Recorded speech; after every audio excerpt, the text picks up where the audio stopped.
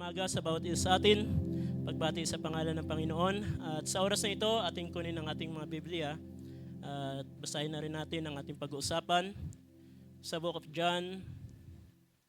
John 1, dito na lang sa 4 to 5 muna, sabi dito. Nasa kaniya ang buhay at ang buhay ay siyang ilaw ng mga tao. At ang ilaw ay lumiliwanag sa kadiliman at ito'y hindi napag-unawa ng kadiliman. Ang Diyos sa magpala sa kanyang mga salita, tayo'y makakaupo sa oras na ito. At pagbati sa pangalan ng Panginoon at salamat sa pribilehiyo muli na makatayo sa inyong harapan upang magdala ng kanyang mga salita. Sama niyo ako sa prayer dahil kinakabahan. At gayon pa man na hindi ganun kabihasa sa pagbabahagi ng salita ng Panginoon. Pero dalangin ko na anuman ang maliit na inabot ko ay makaambag at magdala ng pagpapala sa bawat isa sa atin. Nais ko pamagatan ng ating pag-uusapan sa umagang ito.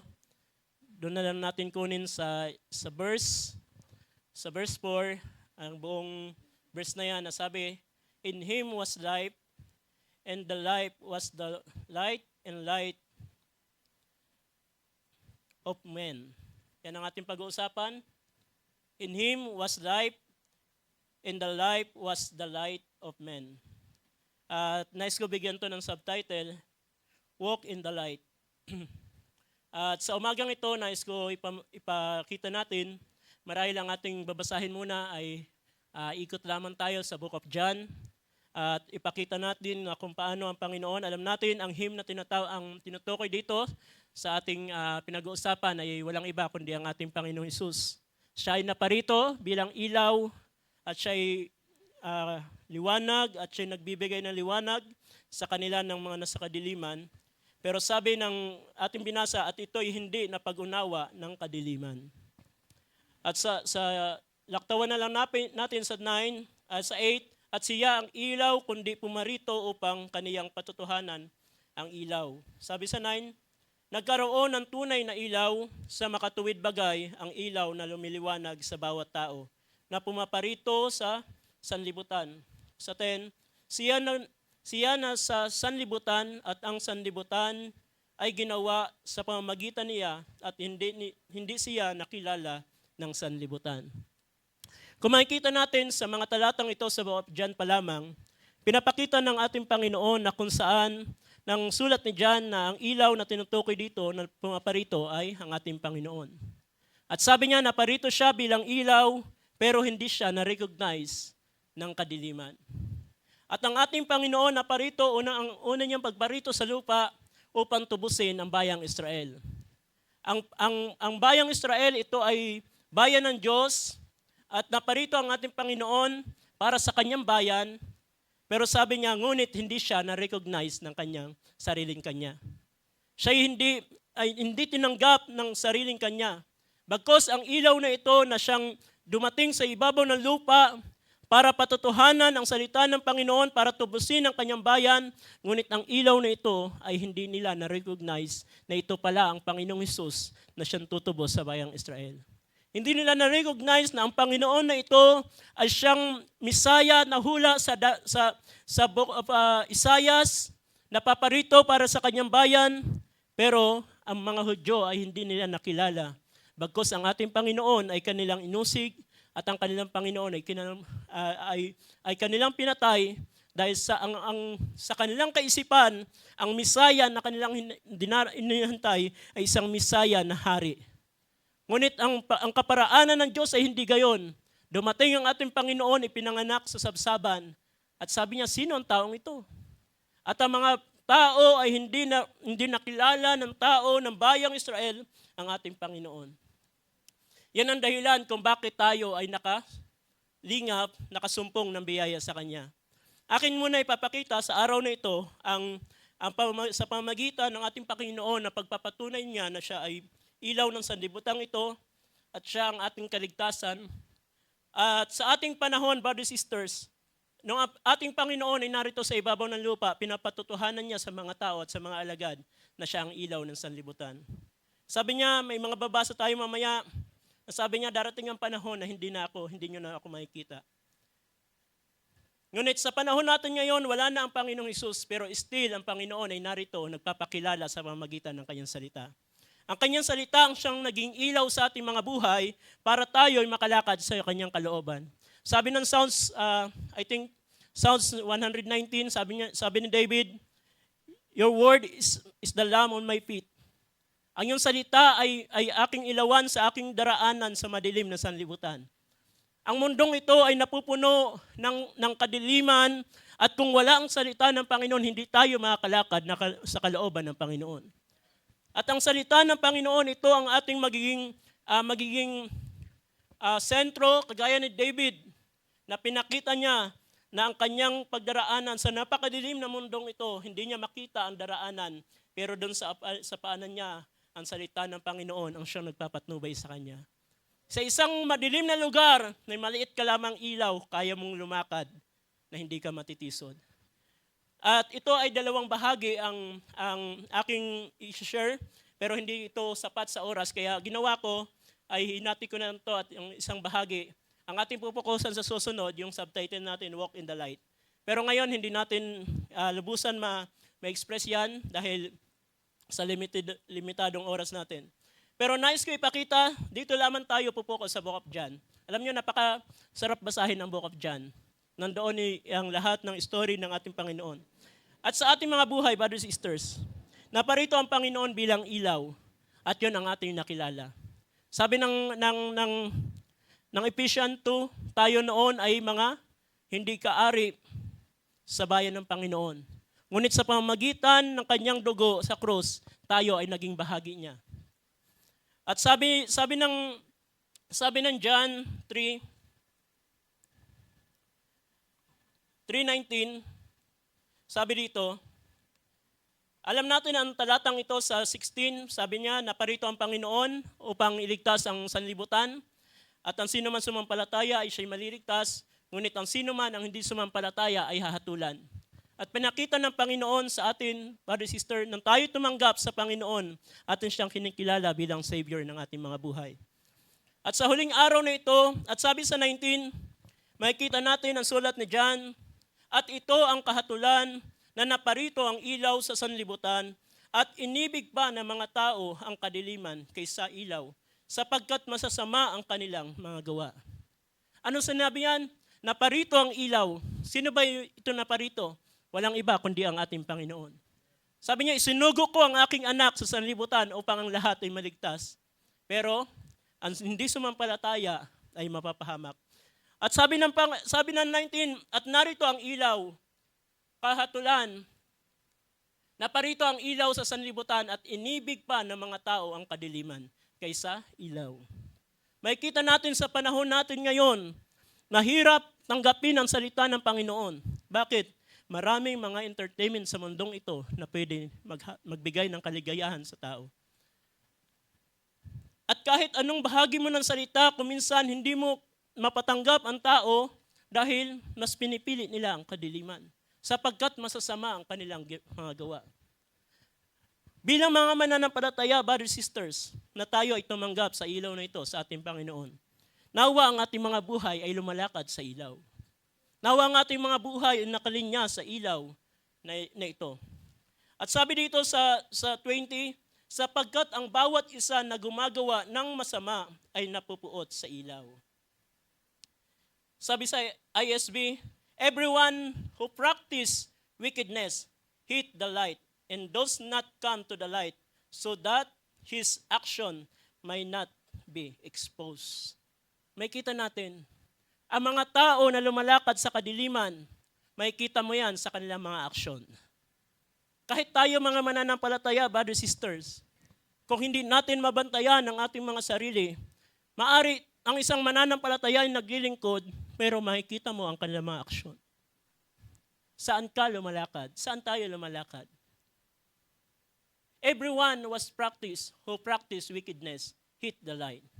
Ang mga tao na lumalakad sa wickedness, sa kasalanan, ay nagpapakita na sila ay napupuot sa ilaw.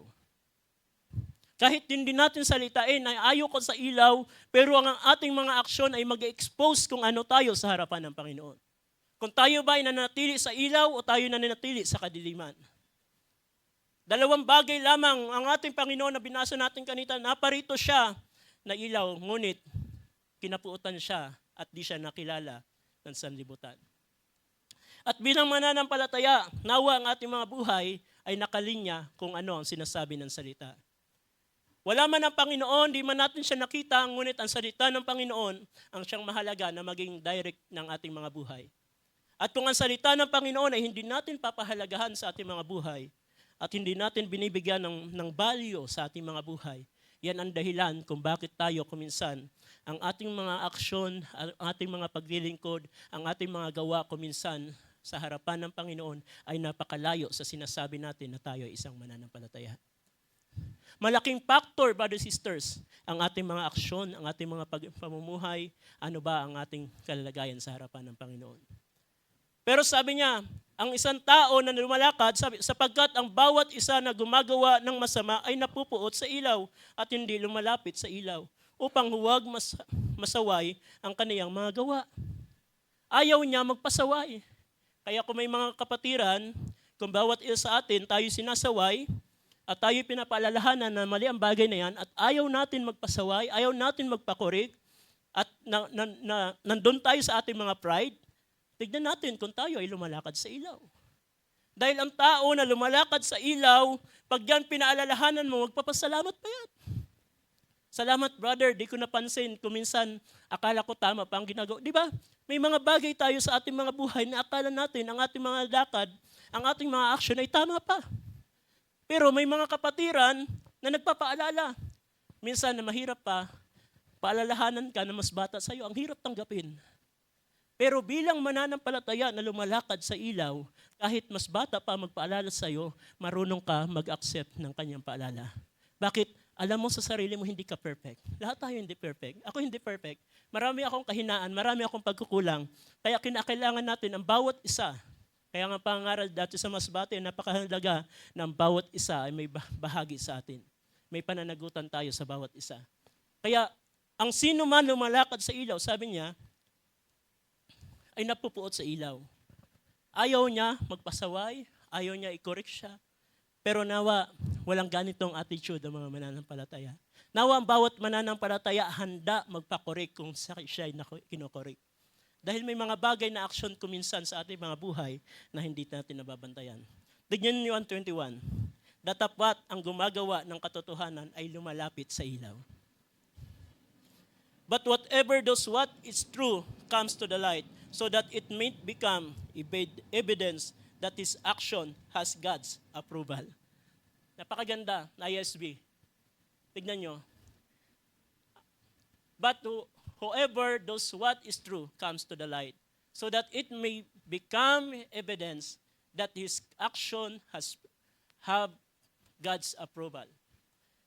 Lumalapit siya sa ilaw. Mas lalo niya inilalapit ang kanyang sarili sa ilaw. Sino ba ang ilaw? Walang iba kundi ang salita ng Panginoon. Ang kanyang action, ang kanyang sarili ay lalo niyang dinadala sa Panginoon at hindi niya tinatanggihan ng ilaw. Kapag yung pinalalahanan mo, magpapasalamat yan. Bakit? Dahil ang kanyang puso ay lagi nagdi-desire na manatili doon kung ano ang kalooban ng Panginoon. At nais niya na ang kanyang mga action ay ito ay approved sa harapan ng Panginoon. Dahil kuminsan bilang mananampalataya sa ating mga kahinaan, may mga action sa ating mga buhay pananampalataya na kuminsan hindi natin nababantayan, hindi na pala ito ang kalooban ng Panginoon. Ngunit salamat, may mga salita ng Panginoon na nagpapaalala sa bawat isa sa atin para tayo ay makorek upang tayo ay makalinya kung ano ang sinasabi ng salita. At napakahalaga, brothers and sisters, ng ating mga buhay ay nakalinya kung ano ang salita ng Panginoon. At nawa ang bawat isa ay hindi natin kinapupuutan ng ilaw. Hindi natin kinapupuutan, hindi natin tinatanggihan ang mga salita ng Panginoon bagkus ang bawat isa sa atin lumalakad kung ano ang nais ng Panginoon. Ang ating mga action become evidence. May kita sa ating mga action, sa ating mga galaw, sa ating pananalita, sa ating pamumuhay, hindi lamang sa bahay-sambahan, kundi kahit man tayo nag-iisa, ano ang approve ba ang ating mga buhay sa harapan ng Panginoon. Tayo nakakaalam. Hindi tayo lagi magkakasama. Pero matutunan natin lumakad kung ano ang ilaw at kung ano ang salita ng Panginoon. Nag-iisa ka man, lagi mong binibigyan ng approval ang Panginoon. Lagi mo binibigyan ng kaluguran ng Panginoon. At sa panahon na tayo nagkakasala, yan ang dahilan ng kagandahan ng mga kapatid. Sa panahon na siya nagkakasala, agad-agad siya humihingi ng tawad. Bakit? Nare-recognize niya. Kapag ikaw ay nasa ilaw, kagaya nitong lugar na to, makikita mo ang lahat ng bagay. At kung tayo ay nananatili sa ilaw, makikita mo agad kung may mga bagay na hindi kalooban ng Panginoon. Yan ang dahilan kung bakit ang mananampalataya ang bilis humihingi ng tawad sa Panginoon. Bakit? Ayaw niya manatili na mayroong mga kadiliman sa kanyang puso at may mga gawa sa kanyang buhay na hindi ito ang kalooban ng Panginoon. Yan ang bagay kung bakit ang mga mananampalataya ang bilis humingi ng tawad. Ang bilis na humingi ng tawad sa Panginoon. Panginoon, nagkamali na naman ako. Huwag ka mag-give up, brothers and sisters. Sa bawat isa sa atin, mayroon tayong mga kahinian. May mga bagay tayo na gusto nating gawin, ngunit di natin nagagawa. Huwag ka mag-give up. Magpatuloy ka, idalangin sa Panginoon. Isang araw, makikita mo ang tulong ng Panginoon. Minsan kasi sa ating mga buhay, ang isang bagay na atin, ito minsan sa una pang panahon sa mga youth, may isang youth ako na nakausap. Hindi ko na sabihin. Nag-open siya sa akin, tinanong ko, anong problema mo? Bakit parang mayroong kang bagay na pinagdadaanan? Alam mo ba, dumating ang isang youth na ito, nag-open siya sa akin, sabi niya, kuya, sa'yo ko lang i-open to. Minsan, ayaw ko na manalangin. Sabi ko, anong dahilan, bakit ayaw manalangin? Sabi niya, nahihiya na ako sa Panginoon. Paulit-ulit na lamang yung ginagawa ko. Nananalangin ako, hiningin ko ng tawad, pero nakikita ko pa rin, nagagawa ko pa rin. Sabi niya, saan ayoko na lumapit sa Panginoon. Alam niyo, ito ang isang danger sa isang mananampalataya. Sa panahon na sumuko na siya sa pananalangin dahil nakikita niya, lagi niya, maraming failure siya sa harapan ng Panginoon. Pero alam niyo, sabi ko sa sister na to, sister, sabi ko, kapag ikaw huminto na sa pananalangin sa Panginoon at nagpapatuloy ka pa rin sa pagdalo, sabi ko, anong kagalakan? Sabi niya, wala na akong kagalakan, dumadalo na lamang ako. Sabi ko, lahat tayo may kahinaan. Lahat tayo may pinagdadaanan. Pero sabi ko sa kanya, kung ikaw nagtitiwala sa sarili mo at sabi mo hindi mo kayang baguhin ang sarili mo, paulit-ulit na lamang, masigit ka manalangin sa Panginoon. Higit mo na ilapit ang sarili mo sa Panginoon. Dahil kung hindi mo kaya baguhin ang sarili mo, kayang baguhin ng Panginoon ang buhay mo. Sabi ko sa kapatid na ito, hindi mo kinakailangan lagi minsan ang kaaway, yang ka na naman, nagkamali ka na naman, dahil ang kaaway, akyat manaog. Sinusumbong ating mga pagkukulang. Pero ang Panginoon, lagi nakatingin, ang anak ko na yan, maghingi ng tawa dyan. At sa panahon na hindi na natin kaya ang mga sitwasyon, ito ang higit natin kailangan ang tulong ng Panginoon. At dito natin mararanasan ang liwanag, ang salita ng Panginoon at sasabihin natin, totoo nga ang salita ng Panginoon ang siyang gumagawa sa aking buhay. Kasi kung minsan tayo gumagawa sa kaparaanan natin at sa panahon na magkaroon tayo ng failure, magkakaroon tayo ng kalumpayan. Pero kung lahat ng bagay ipagkakatiwala natin sa Panginoon, tapat siya nagagawa sa ating mga buhay. Hindi mo kailangan na tila ang puso mo ay nandoon na ako sa ganitong kalalagayan, ayoko na magpatuloy. Pero sa panahon na nakikita natin ang ating mga sarili sa hindi tama na paglakad, higit mo hingin ang biyaya ng Panginoon. At dito mo makikita ang supernatural na paggawa ng Panginoon. At sabi nga, habang may ilaw pa, mabasa natin yan sa pagpapatuloy. Tignan natin ang John. John 8:12 na lang, sabi dito. Muli nga nagsalita sa kanila si Jesus na sinasabi, ako ang ilaw ng sanlibutan, ang sumusunod sa akin ay hindi lalakad sa kadiliman. Anong pinapatutuhanan ng Panginoon? Muli nga nagsalita sa kanila si Jesus na nagsasabi, ako ang ilaw ng sanlibutan, ang sumusunod sa akin ay hindi lalakad sa kadiliman. Kundi magkakaroon ng ilaw ng kabuhayan. Kung tayo ay mananatili sa ilaw at kung tayo lumalakad sa ilaw, hindi ka lalakad sa kadiliman. At sa susunod, sabi ko sa dalawang part na to, sa susunod makikita natin ang mga darating na panahon na pahintulutan pa, ay titignan na natin ang paglakad sa liwanag at ang kaibahan sa paglakad ng liwanag at sa kadiliman. Pero dito muna tayo, na kung paano sa Jesus na sinasabi, ako ang ilaw ng sanlibutan. Ang sumusunod sa akin ay hindi lalakad sa kadiliman, kundi magkakaroon ng ilaw ng kabuhayan. The light of life. Magkakaroon siya ng ilaw ng buhay. At ito ay buhay ni Kristo na binigay sa atin. At ang buhay na ating tinanggap, ang ilaw na ating tinanggap, walang iba kundi ang ating Panginoon. Siya ang ilaw na isinugo sa sanlibutan, siya ang ilaw na kung saan tinanggihan ng bayang Israel, ngunit siya din naman ang ilaw na ating tinanggap sa ating kapanahunan. Ito ay ang biyaya ng Panginoon na binigay sa atin. Na tayo ay hindi kabahagi, ngunit dahil sa kanyang biyaya, tayo ay kanyang inangkin. Dahil sa kanyang biyaya, tayo isang sanga na olibong ligaw. Sabi ng Romans 11, ngunit dahil sa kanyang biyaya, tayo ay sinugpon sa sanga na yun. At tayo ay naging kabahagi ng puno. At ang ugat at ang sustansya ng puno ay dumadaloy sa ating mga buhay. Yan ang dahilan kung bakit kinakailangan ng bawat isa ay lumakad at manatili sa ilaw. At kung ikaw ay nanatili sa ilaw, makikita mo kung ano ang kalooban ng Panginoon sa iyong buhay. Ito ay naging halimbawa ang ating Panginoon na siya ay narito sa ibabaw ng lupa, siya ay lumakad na kung ano ang kalooban ng Panginoon. Ang John 9, tignan natin. John 9, dito na lamang sa 4. 4 to 5, sabi dito.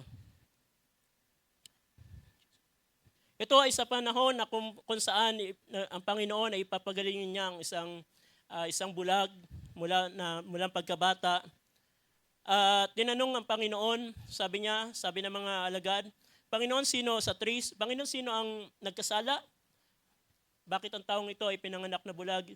Sabi ng Panginoon, walang sino, hindi ang kanyang magulang, hindi ang kanyang ina, kundi ito ay pinahintulot ng Panginoon para makita ang gawa ng Diyos. At sabi ng Panginoon sa 4, verse 4, kinakailangan natin gawin ang mga gawa ni Yaong nagsugo sa akin. Samantalang araw, dumarating ang gabi na walang taong makagagawa. Samantalang ako'y nasa sanlibutan, ako ang ilaw ng sanlibutan. May kita natin sa statement ng Panginoon, kinakailangan natin gawin ang mga gawa ni Yaong nagsugo sa atin.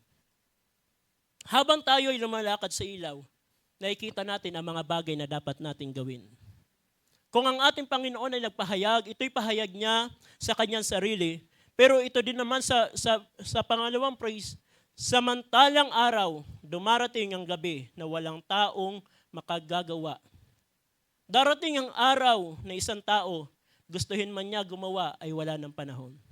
Kung may panahon na paggawa, kung may panahon na paggawa sa kalooban ng Panginoon, ito yung panahon natin, brothers and sisters. Ito yung panahon na kinakailangan ng bawat isa. Sabi niya, kinakailangan natin gawin ang mga gawa ni Yaong nagsugo sa akin. Ito yung panahon, mayroon tayong dapat gawin. Bilang isang mananampalataya, bilang mga mananampalataya na tumanggap sa Panginoon, ay mayroon tayong dapat gawin sa kalooban ng Panginoon. At kinakailangan natin gawin, samantalang araw pa, dumarating ang gabi na walang taong makagagawa. Ito ay talinhaga ng ating Panginoon. Kung ating titignan sa ating panahon, kinakailangan natin gawin ang lahat ng bagay na kalooban ng Panginoon hanggat ang biyaya ay nariyan pa. Darating ang panahon, ang biyaya ay hindi laging nariyan ang biyaya. Darating ang panahon, ang biyaya ay matatapos. At sabi ng kasulatan, kahit anong iyak mo, kahit anong gawin mo sa panahon na yon, kapag ang biyaya ay wala na, sabi nga, kahit dumuha ka ng dugo, wala ng panahon sa araw na yon dahil ang panahon ay tapos na. At sa ating panahon, brothers and sisters, hanggat ang liwanag, hanggat ang kaliwanagan ay nariyan pa, hanggat ang biyaya ng Panginoon ay nariyan pa, kinakailangan natin gawin kung ano ang salita ng Panginoon sa atin. Dahil darating ang panahon, matatapos ang biyaya, matatapos ang salita ng Panginoon, hihinto mga pangaral, at darating ang kahirapan sa mundo, at gaano man hanapin ng Panginoon ay nakatalikod na. Pero sabi ng Jeremiah, hallelujah, 29, hanggat ang Panginoon siya yung hahanapin, hanggat ang Panginoon ay iyong mahahanap pa, kayo tumawag sa Kanya. Bakit? Hanggat ang biyaya ay nariyan pa, may panahon pa para ituwid ang ating mga buhay. Hanggang biyaya ay nariyan pa, hanggat ang liwanag ng salita ng Panginoon nariyan pa, kinakailangan natin gawin kung ano ang sinasabi ng salita. Dahil darating ang panahon ng gabi, sino man ang gumawa ay wala na. Hindi niya siya makagawa. Brothers and sisters, ang biyaya ay nariyan pa. Na-enjoy natin ang biyaya. Pero hindi sa lahat ng panahon ang biyaya ay nariyan. Darating ang panahon, ang biyaya ay matatapos at ang sanlibutan ay papasok sa isang madilim, masalimuot na kalalagayan. Pero ang bawat isa na habang ang biyaya ng Panginoon hanggat ang araw, samantalang ako'y nasa sanlibutan, ako ang ilaw ng sanlibutan. Ito'y sa panahon na naroon siya sa mga alagad. Pero sa panahon ngayon, wala na ang Panginoon pero still siya pa rin ang ilaw na nagliliwanag sa ating mga buhay. Pero darating ang panahon, ang sanlibutan ay darating sa isang kadiliman na ang mga tao ay gagawa kung anong kanilang kagustuhan. Pero ang mga anak ng Diyos na lumalakad sa liwanag, sila ay magkakaroon ng skip. Sila ay kukunin ng Panginoon bago idarating ang kapahigatan. Kaya brothers and sisters, habang ang liwanag, habang ang ilaw, habang ang biyaya ay narito pa sa ating mga buhay, pagsikapan natin. Sabi ni Apostol Pablo, redeeming the time, the day of evil. Samantalahin natin ang panahon, yan ay pagtutuunan natin pansin sa mga susunod, na ang panahon na ating kinabubuhayan ay panahon na napakasama. Ang panahong ito, kung titignan natin, ay napakadilim. Pero salamat, may mga salita ng Panginoon na atin na napapakinggan na siya nagiging ilaw sa ating mga daraanan. Dahil kung walang salita na tayo napapakinggan, kagaya tayo ng tao na hindi alam ang paroroonan. Pero salamat, ang salita na ating tinanggap sa ating Panginoon ay salita na nagtuturo sa atin kung paano lumakad sa kalooban ng Panginoon. Habang may araw pa, habang ang liwanag ay nariyan pa, habang may pagkakataon pa na maglingkod sa Panginoon, habang may lakas pa para maglingkod sa Panginoon, ibigay mo ang buhay mo sa Panginoon. Bakit? Darating ang panahon, matatapos ang lahat na to. Baka dumating ang panahon, huli na ang panahon, kung saan, sabi ng awit, kung saan may kalakasan pa, ay ako'y maglilingkod sa iyo. Pero darating ang panahon, brothers and sisters, matatapos ang biyaya ng Panginoon. At sino man, na sabi niya, Panginoon, Panginoon, pabuksan mo kami. Sabi ng Panginoon, umalis kayo, mga manggagawa ng katampalasanan. Hindi ko kayo nakikilala. Ang mga taong ito naglingkod sa Panginoon, lumakad, nagpalayas ng mga demonyo, nagpagaling ng mga karamdaman. Naglingkod sila. Pero ang kanilang buhay pala, na kanilang paglilingkod, ang kanilang practices, bagamat sila'y naglilingkod, pero sila ay lumalakad sa kadiliman. Bakit anong sabi ng Panginoon? Lumayas kayo, mga gumagawa ng katampalasanan. May mga tao na naglilingkod na sinasabi nila, kami din naman ay Kristiyano, kami din naman ay mananampalataya, kayo lang ba ang anak ng Diyos? Kami din naman. Pero isang araw, patotohanan ng Panginoon, sino ang tunay na kanyang mga anak. At brothers and sisters, ang panahon na ito ay panahon, redeeming the time, the days of evil. Ang panahong ito ay madaming diversion, madaming nalalagay ang kaaway para linlangin tayo. Pero kung di tayo, gaano mang kadilim ng panahon, may mga nilalagay ng diversion ng kaaway, pero sila na lumalakad sa liwanag. Alam nila, ito'y hindi kalooban ng Panginoon, aalis sila. Iiba sila ng daan. May nilalagay ang kaaway, hindi ito tama, nakikita agad nila, ayaw nilang gawin. Kanilang sinasansala agad. Bakit? Nakikita nila ang mga gawa ng kaaway. Kaya ang mga anak ng Diyos na lumalakad sa liwanag, alam nila ang nangyayari sa kapaligiran. Sarap sana ituloy na yan, pero next na yan. Ayoko muna ituloy yon dahil yun ay pagdidiinan natin sa pangalawang bahagi nito dahil ang oras natin ay tapos na. Akin lamang pinapakita, brothers and sisters, habang ang liwanag ay nariyan pa, lumakad tayo kung anong liwanag. Lumakad tayo kung ano ang salita ng Panginoon. Dahil darating ang panahon, ang gabi ay darating at walang sino man makapaglingkod. Pero habang ang biyaya ng Panginoon nariyan pa, gawin natin, sundan natin. Lumakad tayo sa liwanag. At kung may mga kadiliman man sa ating mga buhay na nakikita natin, sa ating mga puso, sa ating mga paglakad, sa ating pananalita, sa ating mga aksyon sa paglilingkod sa Panginoon, ito yung panahon na hanapin ang mukha ng Panginoon. Habang siya'y masusumpungan pa, sabi ng Jeremiah, ang aking plano sa inyo ay, tignan nga natin Jeremiah muna bago tayo magpatuloy. Jeremiah 29, sa I think 11. Tignan natin. Napakaganda nito na salita ng Panginoon. Sapagkat ganito ang sabi ng Panginoon, pagkatapos na maganap ang 7 taon, kung paano pagkatapos na ang Babylonia ay na bihag, ngunit ang 11 sabi na, sapagkat nalalaman ko ang mga pag-iisip na aking iniisip sa inyo. Sabi ng Panginoon, mga pag-iisip tungkol sa kapayapaan at hindi tungkol sa kasamaan, upang bigyan kayo ng pag-asa sa inyong huling wakas. Ito yung plano ng Diyos sa ating mga buhay. Ito yung nais niya na makita sa ating mga buhay. Bigyan tayo ng pananagumpay, pag-asa sa inyong huling wakas. At sabi sa 12, at kayo'y magsisitawag sa akin, at kayo'y magsisiyaon, at magsisidalangin sa akin, at akin didinggin kayo. At inyong hahanapin ako, at masusumpungan ako, pagka inyong sisiyasatin ako ng inyong buong puso. Ito ang napaganda, brothers and sisters. Ang mukha ng Panginoon ay hindi pa nakatalikod. Lagi ko naalala yung pinipreach ng ating mahal na pastor sa mga Bible study, ang piso na mayroon 2 mukha. Ang tao, sabi niya sa mga Bible study, kahit anong ilag niya sa Panginoon, haharap pa rin siya at haharap sa Panginoon. Maari ang tao ay humarap sa Panginoon bilang Savior niya, pero maari ang tao humarap sa isang mukha ng Panginoon bilang hukom niya.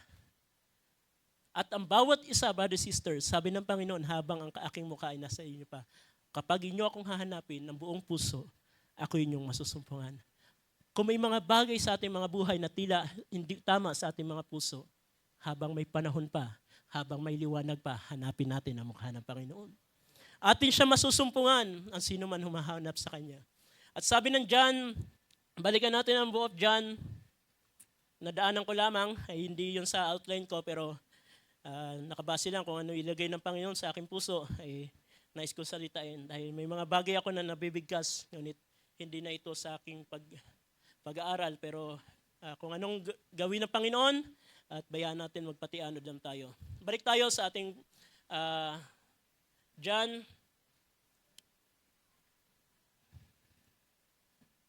11 na lamang. John 11, 8, ito ay mahaba. Wala na akong oras. Pero bigyan niyo ako ng konting oras pa. John 11, dito na lang sa 8. Simulan natin sa 8. Ito ay sa panahon na ang si Lazaro ay mayroon sakit at ito ay pangungusap ng ating Panginoon at sinabi niya mayroon sakit ang iyong alagad tayo na pumaron sa Judea. Sabi ng 8, sinabi sa kaniya ng mga alagad, Rabbi, ngayon pinagsisikapan batuhin kayo. Sabi kasi ng Panginoon sa 7, sabi niya, sapagkat pagkatapos nito ay sinabi niya sa mga alagad, tayo na nang muli sa Judea. At sumagot ang mga alagad, sabi niya, sinabi sa kaniya ng mga alagad, Rabbi, ngayon pinagsisikapang batuhin ka ng mga Judiyo at muli kang paroroon doon. Ang mga alagad ay nag-aalala. Pero tignan natin ang sagot ng Panginoon. Sumagot si Jesus, hindi baga ang araw ay may 12, siya'y sumagot ng talinhaga, 12 oras. Kung ang isang tao ay lumalakad samantalang araw, ay hindi siya matitisod, sapagkat nakikita niya ang ilaw ng sanlibutan. Ang mga alagad nag-aalala, Rabbi, Panginoon, doon sa Judea ay binabato kanila, gusto kanilang patayin. Pero ang sagot ng Panginoon, habang may araw pa, may 12 oras, kung ang isang tao ay lumalakad samantalang araw, ay hindi siya matitisod. Ito ang napakaganda, brothers and sisters. Habang ang araw ay nariyan, ang liwanag ay nariyan, alam mo kung ano ang mga nasa harapan mo. Hindi ka matitisod, hindi ka madadapa, hindi ka mabubunggo. Bakit? May araw pa. Pero sabi niya, ay hindi siya natitisod, sapagkat nakikita niya ang ilaw ng sanlibutan ito. Nakikita niya, hinalintulad niya sa ilaw sa isang umaga. Ngunit ang isang tao'y lumalakad samantalang gabi ay natitisod siya sapagkat walang ilaw sa kaniya. Ito ang kalalagayan. Ang mga alagad ay nag-aalala, Panginoon, wag na tayong tumuloy. Binabato ka dyan, gusto ka nilang patayin, pero ikaw itutuloy pa. Pero dahil ang Panginoon ay lumalakad sa ilaw, alam niya na sabi niya, pumaroon na tayo dahil ito'y panahon na paggawa niya sa kalooban ng Panginoon. At anuman ang dadnan niya, alam niya ang Panginoon ang kasama niya. At sabi niya, tayo na. Pero sabi ng Panginoon, kinakailangan natin gawin. Dahil ang Panginoon, siya'y ilaw at alam niya at malinaw sa kanya kung anong gagawin ng Panginoon, kaya siya lumakad. Ito napakaganda, brothers and sisters. Habang tayo lumalakad sa ilaw at mayroong pinapakita ang Panginoon sa atin na dapat natin gawin, kinakailangan natin to sundan. Ang Panginoon ay pumaroon siya at sabi ng mga alagad, huwag tayong pumaroon. Babatuhin ka doon, gusto ka nilang patayin at batuhin hanggang mamatay. Pero paroon ka. Pero sabi ng Panginoon, walang sino man lumalakad sa liwanag na matitisod. Kung tayo ay lumalakad sa liwanag at ang kalooban ng Panginoon ay pinapagawa niya sa atin, ano man ang maging hadlang sa unahan, kayang alisin ng Panginoon, magawa niya lang ang kanyang kalooban. At ang mga alagad ay sabi niya, shortcut ko na lang, sa 16 na lang. 16 na lang, sabi dito. Si Tomas nga na tinatawag na Didimo ay nagsabi sa mga kapwa niya, alagad, tayo na, magsiparoon din naman upang tayo'y mga matay na kasama niya. Ang kaisipan ng mga alagad ay mamamatay na sila sa araw na yun. Sabi niya, tara na. Dahil hindi sa kanila malinaw ang plano ng Diyos sa Panginoong Hesus. Pero ang Panginoon na siya'y ilaw sa sanlibutan, malinaw sa kanya ang kanyang haharapin na hindi yon ang kamatayan na kanyang ikamamatay. Alam niya, kaya ito napakaganda, brothers and sisters. Ang mga alagad natatakot, sumama tayo sa kanya, bahala na, mamatay tayo din kasama niya. Pero hindi sila mamamatay dahil alam ng Panginoon ang kanyang gagawin ay ito ang kalooban ng Panginoon na pinapagawa sa kanya. Kaya kung minsan, brothers and sisters, may nais ipagawa ang Panginoon, minsan hindi natin magawa, bakit nauunahan tayo sa takot? Kagaya ng mga alagad, hindi nila alam ang kalooban ng Panginoon. At kung minsan may personal na dealing ang Panginoon sa atin, hindi man ito maunawaan ng iba, pero yan ay dealing sa iyo ng Panginoon, gawin mo.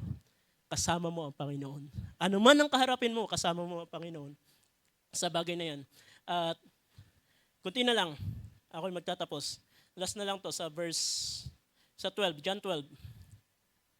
Sorry, ang oras ay pakabilis. John 12 na lamang, dito sa 35 to 36. Sabi dito, John 12, 35 to 36. Sinabi nga sa kaniya ni Jesus, kaunting panahon na lamang, sa gitna ninyo ang ilaw. Kayo'y magsilakad samantalang nasa inyo ang ilaw, upang huwag kayong abutin ng kadiliman. At ang lumalakad sa kadiliman ay hindi nalalaman kung saan siya tutungo. Ito ay sulat ng Panginoon nung siya ay malapit na umalis sa ating mga alagad. Sinabi nga sa kaniya ni Jesus, kaunting panahon na lamang, sa gitna ninyo ang ilaw. Kayo'y magsilakad samantalang nasa inyo pa ang ilaw, upang huwag kayong abutin ng kadiliman. At ang lumalakad sa kadiliman ay hindi nalalaman kung saan siya tutungo. Ito ay salita ng Panginoon sa ating alagad, pero ito ay angkop din naman sa atin sa panahon natin ngayon. Habang nariyan pa ang ilaw, ay lumakad tayo sa ilaw. Hanggat andito pa ang biyaya ng Panginoon, magpatuloy tayo na lumakad sa biyaya ng Panginoon sa kanyang mga salita. Dahil darating ang tao na lumalakad sa kadiliman, hindi niya alam kung saan siya paroroon. Wala siyang direksyon.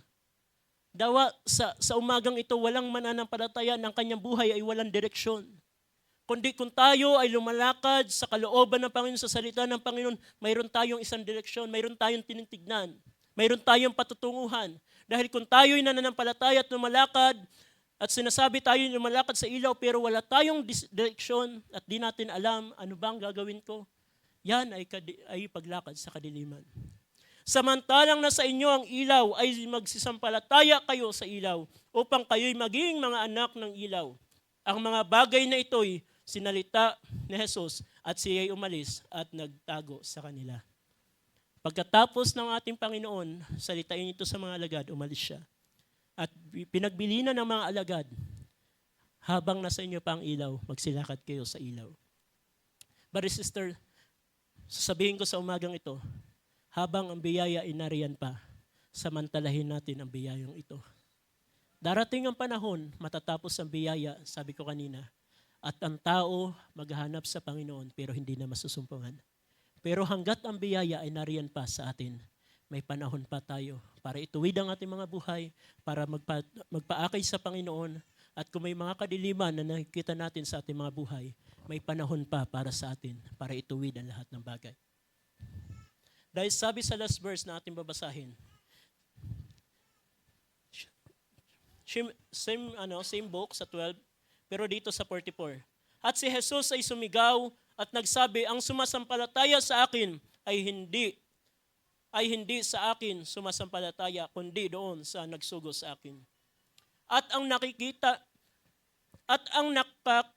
sa akin ay nakakita doon sa nagsugo sa akin. Ako'y naparito na isang ilaw sa sanlibutan upang ang sinuman sumampalataya sa akin ay huwag manatili sa kadiliman. Ano ang Panginoon? Sabi ng Panginoon, siya'y sinugo ng Ama sa sanlibutan at sinuman sumampalataya sa Kanya.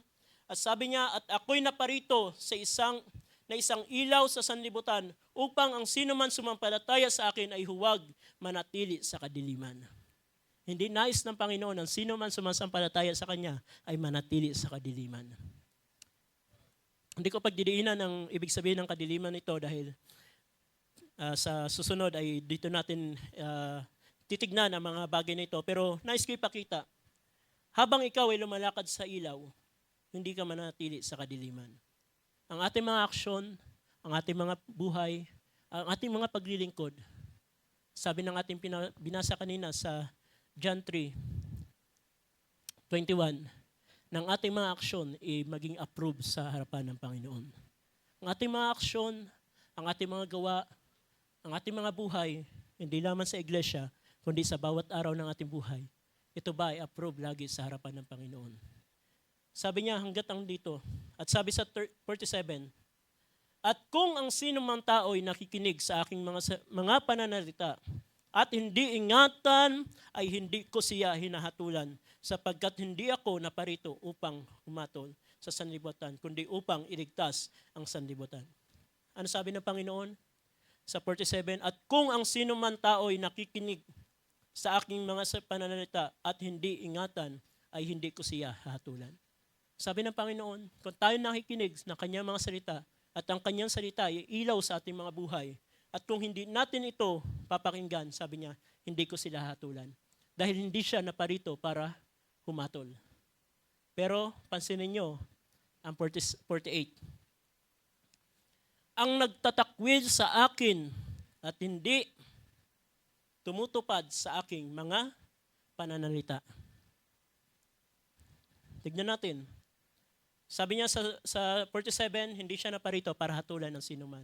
Ang sinuman hindi magpapahalaga sa kanyang salita, hindi siya hahatulan sa panahong ito. Pero darating ang panahon, sabi ko nga isang araw, darating pa rin ang panahon na haharap siya sa Panginoon. Pero harap niya sa ganitong bagay. Ang nagtatakwil sa akin at hindi tumutupad sa akin mga salita, mga pananalita, ay mayroong isang hatol sa kanya. Ang salitang aking sinalita ay siya sa kaniya hahatol sa huling araw. Brothers and sisters, nasa choice natin. Kung papahalagahan natin ang salita ng Panginoon, sabi niya, hindi ako naparito para maghatol. Kung di nyo pahalagahan, sabi niya, hindi ko kayo hatulan ngayon. Pero sabi niya, darating ang araw, haharap pa rin tayo sa paghatol. Ang mga salita na ating napakinggan sa panahong na ito, na hindi natin pahalagahan, darating ang panahon, ang salita na yan, ang hahatol sa atin para tayo ibulod sa dagat-dagat ng apoy. Kaya ang sabi ko, habang ang ilaw, habang ang salita ay narito pa, may panahon pa para ang ating mga buhay ay tama sa harapan ng Panginoon. At sa panahong ito, may mga tao na hindi magbibigay ng halaga sa salita ng Panginoon. Wala pang paghatol. Gaano man, napakinggan natin noong nakaraan, gaano man kasama ng mundong ito, bakit wala pang paghatol na ginagawa ang Panginoon? Dahil mayroon pa mga anak ng Diyos. Pero brothers, sisters, tayo na narito sa umagang ito. Kung ang mga salita ng Panginoon ay hindi natin papahalagaan sa ating mga puso, darating ang panahon, ang salita na atin napakinggan ay siyang salita na hahatol sa atin sa darating na panahon. Kaya habang may biyaya pa, habang andyan pa ang salita ng Panginoon, magpatuloy tayo. Ako, may kahinaan, may mga pagkukulang sa Panginoon. Mayroong patuloy na dinudulog sa Panginoon. At alam ko, isang araw, ang Panginoon ay makikita ko na higit ng kalakasan sa aking mga buhay. Kung kayo may kahinaan, don't give up, brothers and sisters.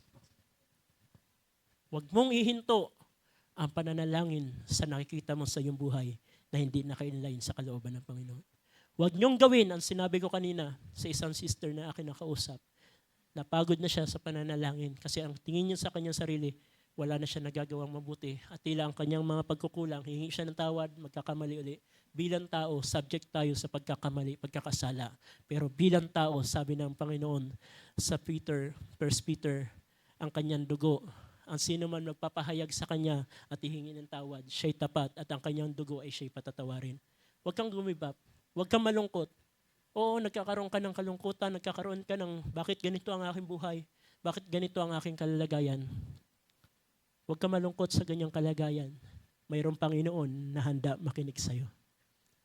Hanggat ang Panginoon, ang kanyang mukha ay ating pamahanap, hanapin natin siya.